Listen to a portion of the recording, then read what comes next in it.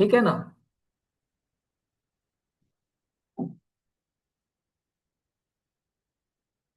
देखे।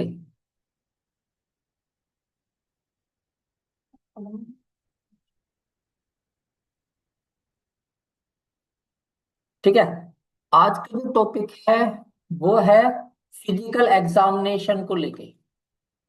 Physical examination ये एक टॉपिक है जो पूछा गया है, और बहुत ही सिंपल सा, ज्यादा इसमें टिपिकल क्वेश्चंस नहीं आते, बहुत ही जरूरी है। इसे कहते हैं शारीरिक प्रशिक्षण। ठीक है ना। या आप इसे ऐसा कह सकते हो कि शरीर का अगर आप प्रशिक्षण करने की बात करोगे तो वो यहीं से होगा। अब देखिए, समझ में ये आना है। आपने सुना होगा, एक वर्ड होता है प्रोग्नोसिस, है ना। प्रोग्नोसिस। प्रोग्नोसिस आखिर है क्या? प्रोग्नोसिस का मतलब होता है कि जब मरीज एडमिट होता है ना, तो एडमिट होता है, उसकी कोई ना कोई लक्षण या कारण या ऐसा कुछ ना कुछ होता है जो उसकी क्या है, बीमारी के अंतर्गत पाया जाता है कि हाँ ये व्यक्ति क्या है, बीमार है। ठीक है ना। तो ये एडमिट के समय पर होता है। लेकिन अब ये व्यक्ति को क्या मिल रहा है जी? ट्रीटमेंट मिल रहा है। अब इस व्यक्ति को ट्रीटमेंट मिलता है। ट्रीटमेंट के बाद जब डेली डॉक्टर राउंड होगा, तो डॉक्टर इससे पता करेगा कि कितना ज्यादा इम्प्रूवमेंट हुआ है ना, कितना ज्यादा इम्प्रूवमेंट हुआ है। ये जो इम्प्रूवमेंट है, ये डे बाय डे चेंज होगा। जैसे कि डे 1 में कितना है, डे 2 में कितना है, डे 3 में कितना है। अगर आप देखो तो इसमें सीधा सा ये होता है कि हर एक मरीज जब दवाई ले लेता है तो लगभग लगभग मिनिमम 3 डेज का इसका एंटीबायोटिक्स का चलता है। तो हम ये मानते हैं कि 3 दिन में एक व्यक्ति नॉर्मल कंडीशन में ठीक होकर अपने घर को चला जाना चाहिए। अगर नहीं जा रहा तो वो नर्सिंग केयर हो सकता है, जिसकी वजह से वो नहीं जा पा रहा। नर्सिंग केयर ठीक से नहीं मिल रहा, इसलिए वो नहीं जा पा रहा। ठीक है। तो हम यहाँ फिजिकल एग्जामिनेशन को समझेंगे कि आखिर ये जो सब चीजें हम पढ़ रहे हैं, समझ रहे हैं, इसमें फिजिकल एग्जामिनेशन क्या है। अब देखिए, फिजिकल एग्जामिनेशन को आपको समझना पड़ेगा।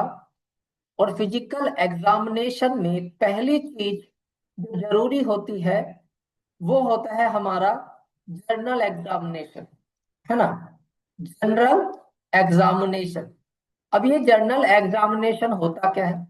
जो सबके लिए सामान्य होगा। जैसे कि इसमें आपने देखा मरीज को, क्या वो कॉन्शियस है? कॉन्शियस का मतलब है कि क्या वो व्यक्ति आपसे बात कर पा रहा है। तो यहाँ पर व्यक्ति 3 चीजों के लिए देखते हैं। क्या देखते हैं? कि वो व्यक्ति अलर्ट है क्या, नहीं। प्लेस, वो किस जगह पर है। जब आप उससे बात करते हो तब वो बताता है कि वो वहां पर है, नहीं है जगह पर। होता है पर्सन, वो किस व्यक्ति से बात कर रहा है। और तीसरी होती है थिंग्स, कि कोई वस्तु या आपने ऐसा कुछ उससे पूछ लिया, जैसे कि टाइम वगैरह कुछ भी, तो क्या ये व्यक्ति होगा। तो इसे ध्यान में रखते हुए जो व्यक्ति का प्रत्युत्तर होता है, यहाँ पर कुछ बदलाव है। या तो ये कॉन्शियस होगा, या ये सब कॉन्शियस होगा, या ये अनकॉन्शियस होगा। अगर ये व्यक्ति अनकॉन्शियस है, तब ये चला जाएगा जीसीएस स्कोर में, जो कि हमारा जो कि हमारा ईवीएम के अंतर्गत चलेगा, जो कि हमारा ईवीएम के अंतर्गत चलेगा। ठीक है ना, ईवीएम के अंतर्गत चलेगा। अब ये ईवीएम क्या है? ई यानी कि आई, वी यानी कि वर्बल, और एम यानी कि मोटर। देखिए, आंखों से देख रहा है व्यक्ति, मुंह से बात कर पा रहा है, और हाथ पैर चला पा रहा है ना। आंखों से वो व्यक्ति देखता है, वर्बल यानी कि वो व्यक्ति बोलता है, और मोटर यानी कि वो हाथ पैरों से क्या करता है जी, चलाता है। तो ये चीज क्या हो गई, ये उस व्यक्ति के अंदर बदलाव हो गया जो देखने को मिल रहा है। ठीक है, ये उस व्यक्ति के अंदर बदलाव देखने को मिल रहा है। अब देखिए यहां पर, ये तो हो गया हमारा कॉन्शियस वाला। अब यहाँ पर चीज निकल के आती है, आखिर ईवीएम का स्कोर क्या होता है। तो ये टोटल हमारा 15 होता है, और इसमें ना 4 5 6, तो कितना हो जाता है यहाँ पे, 15 हो गया टोटल, है ना। 4 5 6, यानी कि ऐसे होगा, 4 3 2 1 0, 5 4 3 2 1 0, 6 5 4 3 2 1 0। ऐसे करके ये क्या होता है जी, पूरा स्केल होता है ना। तो इससे हमें बस आपको इतना ही पता होना है कि ये 15 होता है।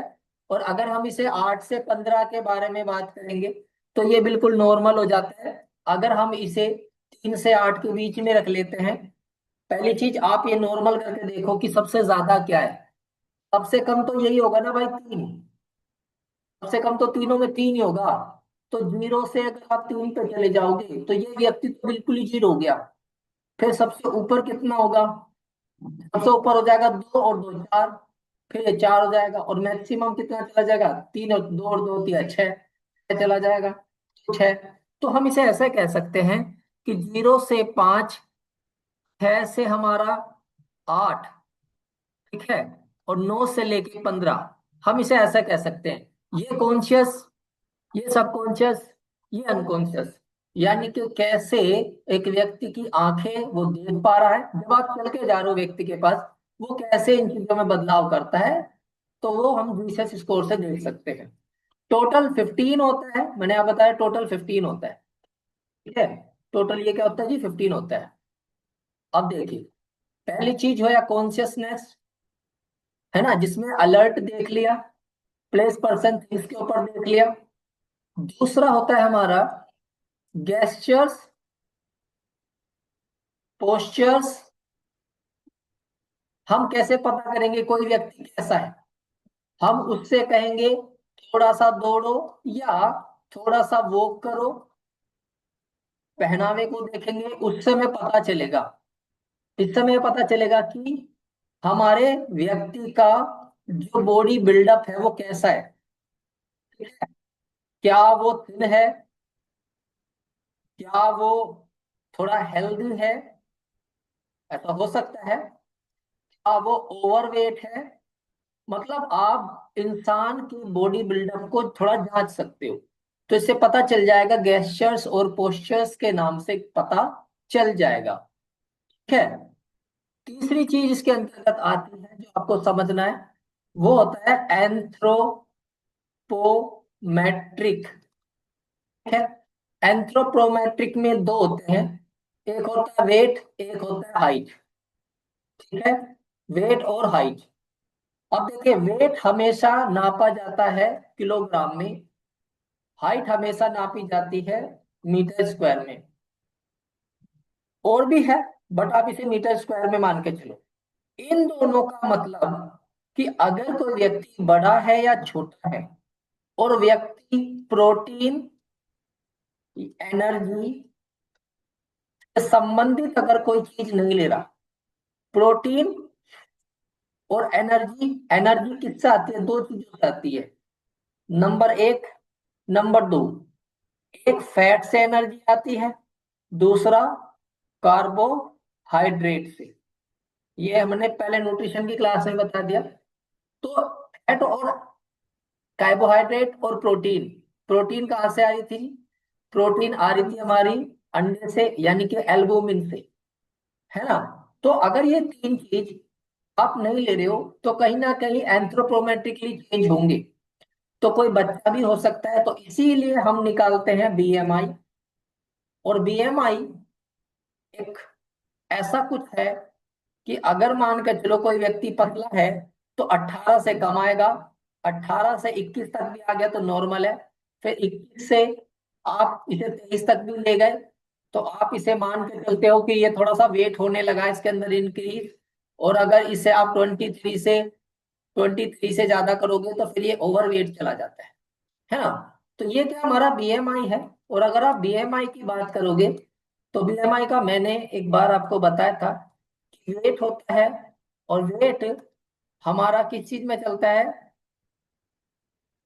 एमसीक्यूज 1 तारीख से शुरू हो जाएंगे, है ना। वेट हो जाता है और वेट अपॉन हाइट, ठीक है ना।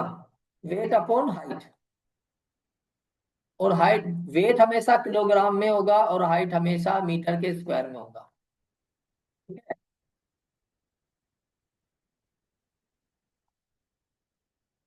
आप किसी का भी बीएमआई चेक कर सकते हो।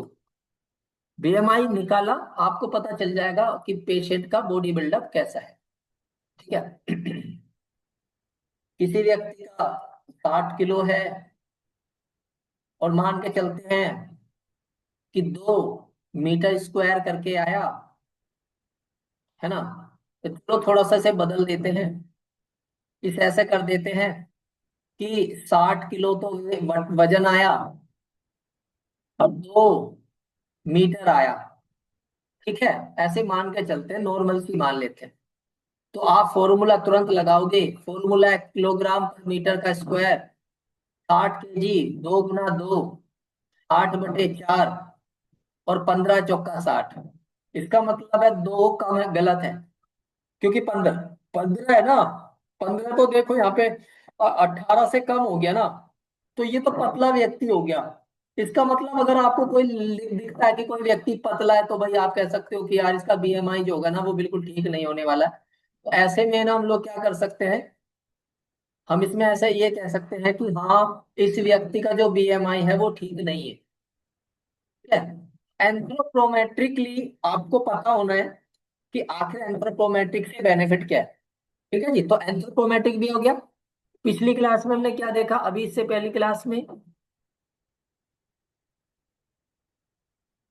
फिजिकल एग्जामिनेशन में पहले देखा जनरल एग्जामिनेशन, जनरल अपीयरेंस देखा, कॉन्शियस है नहीं है मरीज ये देखा, गेस्चर्स पोस्चर्स देख लिए, और अब हम लोगों ने एंथ्रोपोमेट्रिक भी देख लिया, ठीक है।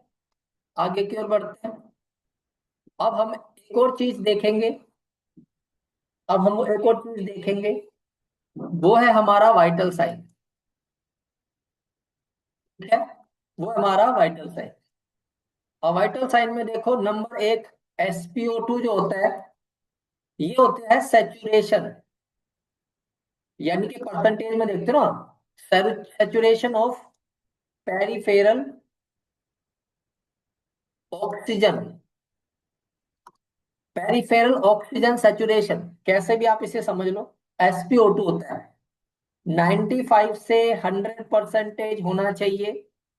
95 से अगर ये कम जा रहा है तो ऑक्सीजन एडमिनिस्ट्रेशन करेंगे, इसे आप समझ लो। आप ऑक्सीजन एडमिनिस्ट्रेशन करोगे जिसके 3 तरीके होते हैं। पहला, मास्क के माध्यम से। दूसरा, प्रोब के माध्यम से, नाक में नलकियां लगा लेते छोटी सी। और ऑक्सीजन टेंट के माध्यम से। आपने ऐसा एक चीज देखा होगा, आउटलेट से जुड़ा रहता है, ये रीडिंग होती है यहाँ पे, ये होता है पैरामीटर, इसे ऑक्सीजन का ही और इसके अंदर यहाँ पर ऐसा होता है, और ये नीचे वाटर भरा होता है H2O। ये क्या है, ह्यूमिडिफायर है, ये ह्यूमिडिफायर है, ठीक है। तो ऑक्सीजन ऑलवेज, हमेशा याद रखो, ड्राई होगी, और ड्राई ऑक्सीजन को जब पानी से गुजारोगे तो इसमें मोइस्टपन आएगा थोड़ा सा, और आप सांस लेने में दिक्कत नहीं होने वाली है, ठीक है। तो ये SpO2 हो गया। अब इसमें और भी बहुत सारी चीजें हैं, मतलब SpO2 अलग होता है, बट फिर भी मैंने इसमें ऐड ऑन कर दिया थोड़ी, थोड़ा सा आपको पता हो जाए। एक होता है आपका पल्स, मैंने आपको बताया था पल्स एक प्रकार का हार्ट रेट होता है, ये आपका बीट्स में चलता है, पर मिनट। हाँ, ठीक है ना। पल्स 60 से 100 होगा। अगर इसे हम लोग 60 से कम कर दें तो ये ब्रेडी कार्डिया होगा, ठीक है। ये ब्रेडिकार्डिया होगा। और अगर मैं इसे 100 से ज्यादा कर दूं तो ये टेकीकार्डिया होगा। ठीक है। तो ऐसे ये ब्रेडिकार्डिया और टेकीकार्डिया हो जाएगा। और 60 से 100 के बीच में रखेंगे तो हमारा पल्स नॉर्मल बना रहेगा। ठीक है जी।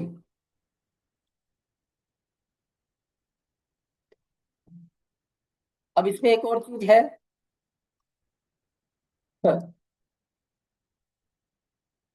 वो भी बताता हूँ, देखो।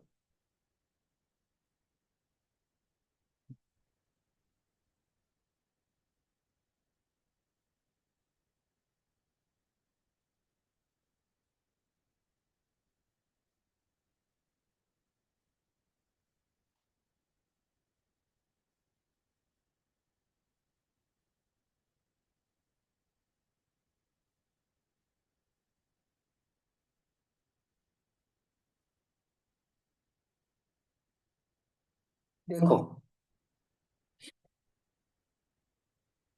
ये तो हो गया क्या हमारा, पल्स हो गया, SpO2 हो गया। तीसरा आ गया हमारा रेस्पिरेटरी रेट। रेस्पिरेटरी रेट, अगर आप मेडिकल में जाओगे ना, मेडिकल फिजियोलॉजी, जिसे हम लोग डॉक्टर लोग पढ़ते हैं, तो इसमें बोला जाता है 13 से 16 ब्रीथ पर मिनट। लेकिन ये इसलिए बोला जाता है कि ताकि मरीज अगर क्रिटिकल भी हो ना, आप इसके माध्यम से कवर कर लो। लेकिन हम लोग तो फील्ड में जाने वाले, तो हमारे लिए 16 से 20 होगा। 1620 ब्रीथ पर मिनट। ठीक है ना, 1620 ब्रीथ पर मिनट। अब इसमें चेंज करते हैं। अगर ये 16 से कम करेंगे इसको, तो फिर हो जाएगा ब्रेडिप्निया। ब्रेडी, PNEA, ब्रेडिप्निया। और अगर मैं इसे 20 से ऊपर कर दूं तो टैकिप्निया। अब यहां पर एक टर्म्स और आएगा, वो होता है ऑर्थोपनिया। ऑर्थोपनिया का मतलब होता है इंसान रेस्टिंग स्टेज में होता है ना, तो रेस्पिरेटरी रेट फ्लैक्चुएट करता है। यानी कि जब व्यक्ति एक रेस्ट में होता है, रेस्ट स्टेज में होता है, तब उस समय क्या करता है, रेस्टिंग स्टेज में उसका रेस्पिरेटरी रेट जो होता है वो कम बढ़ती होता है। तो इसमें फ्लैक्चुएशंस आता है, जिसकी वजह से हम लोग क्या कह सकते हैं, बदलाव देखने को मिलता है। ठीक है।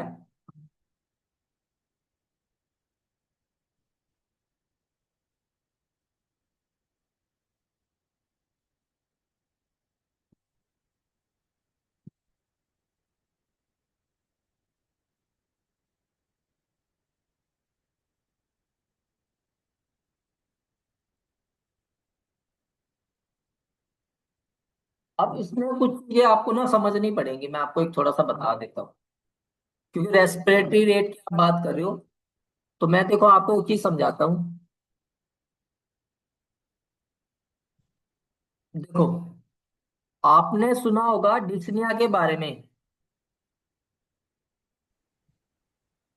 डिस्निया क्या होता है ना, ऑक्सीजन की कमी होता है। अगर ईमिया ऐड कर दूं तो ब्लड में होगा। तो हमेशा थोड़ा टर्म्स का कंफ्यूजन का याद रखना। अगर मैं इसे क्या कर दूं, डिस्निया है तो ऑक्सीजन की कमी है, ईमिया लास्ट में ऐड करूंगा तो ब्लड के अंदर। जैसे कि देखो मैंने लिखा टिकनिया, ये ऑक्सीजन की सिर्फ बदलाव है। अब मैं इसमें लिख देता हूं आपको ब्रीथलेसनेस। ब्रीथलेसनेस, ब्रीथ कम कर रहा है ना, ब्रीथ कम कर रहा है। ठीक है। ब्रीथ क्या कर रहा है जिसके अंदर, कम कर रहा है। तो आपको समझना पड़ेगा ब्रीथ क्या कर रहा है इसके अंदर, कम कर रहा है। अब इसमें एक और चीज होता है, इसमें दो चीज आपको कंफ्यूजन समझना पड़ेगा। थोड़ा सा मैं आपको बता देता हूँ, वो आपको जरूरी समझना है। अभी देखो इसके अंदर क्या समझना है। ये नॉर्मल फेफड़े हैं व्यक्ति के, दो कंडीशन होगी, या तो हम लंग्स को खराब कहेंगे या इस सांस की नलकी को खराब करेंगे। ये ट्रैकिया है ना। तो यहां पर दो चीज आ रही है, ब्रीथलेसनेस और शॉर्टनेस ऑफ ब्रीथ। दो कंडीशन आ रही है। शॉर्टनेस ऑफ ब्रीथ का मतलब होता है कि कहीं ना कहीं यहां पर रुकावट आ सकती है ट्रैकिया के आसपास, कि लंग्स तक ऑक्सीजन नहीं जा रही। और शॉर्टनेस ऑफ ब्रीथ यहां पर आ सकती है कि लंग्स के अंदर कुछ खराबी देखने को मिल रही है। ठीक है ना, कुछ खराबी देखने को मिल रही है। ठीक है, कुछ खराबी देखने को मिल रही है। तो breathlessness, shortness of breath, dyspnoea. ठीक है, ये टर्म्स तीन तो आप याद कर सकते हो। Hypoxia, hypoxaemia. हाँ, ये टर्म्स याद कर सकते हो, रेस्पिरेटरी रेट से संबंधित है। ब्रीथलेसनेस का मतलब हो गया कि जो आप ब्रीथ ले रहे हो ना, आप कम ले रहे हो, ब्रीथ कम ले रहे हो। ठीक है ना, सांस है, मैं लिख देता हूं, सांस कम ले रहे हैं। ठीक है। शॉर्टनेस ऑफ ब्रीथ का मतलब होता है जो सांस आप ले रहे हो ना, वो कम पहुंच रही है। इसका मतलब आप सांस तो ले रहे हो लेकिन पहुंच नहीं रही। डिस्निया, ये सैचुरेशन कम करेगा, मतलब ऑक्सीजन कम ही रहेगी। इसमें इनका कोई रोल नहीं है, उम्र के हिसाब से जैसे भी उस समय लंग्स के अंदर ऑक्सीजन क्या है, कम है। ये किसी के साथ भी हो सकता है। हाइपोक्सिया, जो सेल होती है ना, सेल में ऑक्सीजन कम होती है, और हाइपोक्सीमिया ब्लड के अंदर ऑक्सीजन कम होती है ना। आप इसे ऐसे समझ सकते हो। ठीक है? तो ये इंपॉर्टेंट बात हमारी इसके अंदर होगी। नेक्स्ट आता है टेम्परेचर के बारे में। दो प्रकार का टेम्परेचर है, कोर और एक होता है सरफेस। कोर टिश्यू का होता है, और सरफेस हमारी बो सरफेस जो हमारी बॉडी है उसका होता है बाहर से। टिश्यू का टेम्परेचर लिया जाता है थर्मोमीटर के माध्यम से। थर्मोमीटर के माध्यम से लिया जाएगा, या तो ये मरकरी में होगा या ये डिजिटल में होगा। दो प्रकार के थर्मोमीटर होते हैं, है ना। और ये थर्मोमीटर होता है, ये बल्ब होता है, ये स्टीम होता है। इसमें ये क्या होती है, मार्किंग होती है। और मैं आपको क्लियरली बता दूं, यूपी ट्रिपल एससी का जो एनम का पेपर है, कोई भी उसके अंदर पिक्चर नहीं आएगी। पिक्चर कुछ नहीं आने वाला। तो आप इस तरह की चीजें तो भूल जाओ। वर्बली पूछ सकता है कि थर्मोमीटर कौन सा यूज कर सकते हो। थर्मोमीटर का स्टार्टिंग का हिस्सा बल्ब होता है, जिससे आप क्या करते हो, स्किन करते हो। बॉडी का सरफेस पता करोगे तो आप बैक ऑफ पाम, ये हाथों का ये पिछला हिस्सा, ये बैक ऑफ द पाम होता है। ठीक है ना, ये बैक ऑफ द पाम होता है। आप इसे ऐसे कह सकते हो, बैक ऑफ द पाम होगा। ठीक है। तो ये क्या हो गया। अब इस थर्मोमीटर के अंदर 98.6 डिग्री फ़ारेनहीट नॉर्मल व्यक्ति के लिए, हमारे आपके जैसे, अगर आप प्रेग्नेंट लेडी की आप जाओगे प्रेगनेंसी में, तो ये 99 से 99.6 आप इसे नॉर्मली मानेंगे, क्योंकि माइनर एलिमेंट में है, मौसम में बदलाव थोड़ा सा होगा। तो आप लगभग लगभग 100 से नीचे आप इसको नॉर्मल तरीके से मान ले, तो मतलब रहेगा ही रहेगा। तो अप्रोक्स नॉर्मल की अगर बात आती भी है, 98.6 पे ही वो रखेंगे, इससे ज्यादा नहीं रखते, इसको नहीं बात करते। ये सिर्फ समझाने के लिए, बाकी वो इतने ही बात करते हैं। तो 98.6 अगर आपको याद है, दैट इज ओके।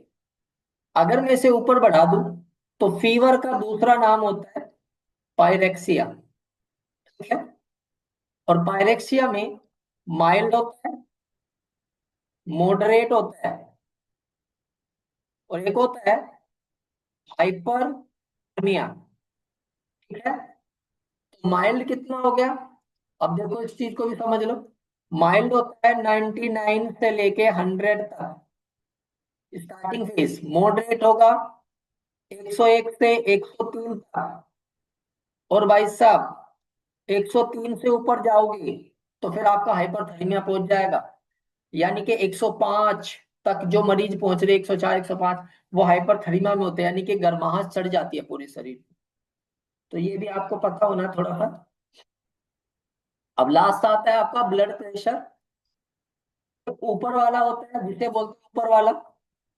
ऊपर वाले को हम क्या बोलते हैं? ऊपर वाले को सिस्टोलिक। एक होता है नीचे वाला, लोअर वाला, इसे बोलते हैं डायस्टोलिक। ठीक है, इसे बोलते हैं डायस्टोलिक।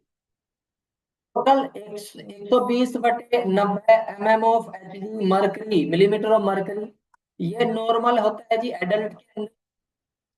लेकिन मैं इसको एक राउंड फिगर कर देता हूँ, 198 टू 90 कर देता हूँ, ये नॉर्मल है। 140 से अगर 90 जा रहा है, अब ये हाइपरटेंशन 1 होगा। 160/90, या उससे ऊपर जा रहा है 90 से ऊपर, अब ये आपका हाइपरटेंशन 2 होगा। ठीक है, तो हाइपरटेंशन 1 है ना, हाइपरटेंशन 2 हो जाएगा। अब इसमें आता है कि अगर आप इसे हाइपरटेंशन बोल रहे हो, तो हाइपोटेंशन भी कोई चीज है। हाइपोटेंशन, हाइपोटेंशन, अगर आप 90, मतलब ऊपर का जो 110 है ना, ऊपर का 110, मतलब 110 और ये 90 है, अगर मैं इससे कम कर दूं, नॉर्मल से कम कर दूं, तब ये हाइपोटेंशन में होगा। और हाइपोटेंशन में एक और चीज आपको समझना है, एक होता है हाइड्रोस्टैटिक हाइपोटेंशन। मैं इधर लिख देता हूं, ऑर्थोस्टैटिक हाइपोटेंशन। ठीक है, ऑर्थोस्टैटिक हाइपोटेंशन, ये जब व्यक्ति रेस्ट कर रहा होता है, लेटा होता है, तब ब्लड प्रेशर डाउन हो जाता है, तो हम इसे हाइपोस्टैटिक हाइपोटेंशन बोलते हैं। Orthostatic hypotension, sorry, orthostatic hypotension. अब मेन चीज आता है आपका, जो आपको फटाफट समझना है, वो आता है हेड टू टो। ठीक है, टू टो में 4 चीजें मेन है, यही से क्वेश्चन आता है। एक होता है सबसे पहला ऑब्जर्वेशन। ऑब्जर्वेशन का नाम होता है इंस्पेक्शन। इंस्पेक्शन में हम चीजों को सिर्फ देखते हैं, सिर्फ हम चीजों को देखते हैं। और क्या देख सकते हैं? कोई लाल कलर के धब्बे हो, कोई चोट लगी हो, ठीक है ना, कोई ट्यूब अगर लगाई हुई हो, कोई बैंडेज लगाई हुई हो, कोई शरीर में बदलाव हो, ठीक है, जो हम देख सकते हैं, दैट इज ऑब्जर्वेशन। दूसरा होता है आपका पैल्पेशन। इसे हम लोग छूकर महसूस करते हैं। छूकर महसूस क्या करते हैं? शरीर के अंदर के ऑर्गन।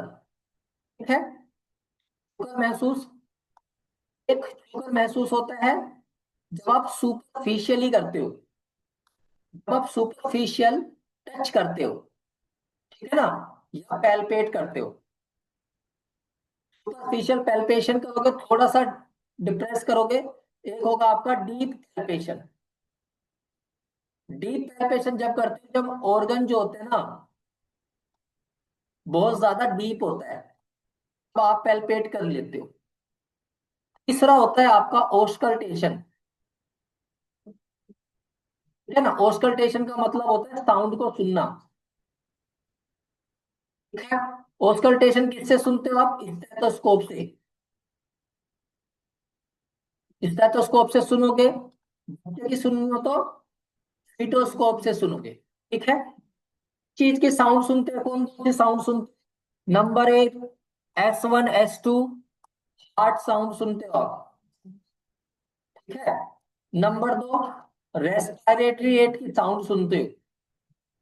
ठीक है, नंबर 3, आप बाउल साउंड सुनते हो।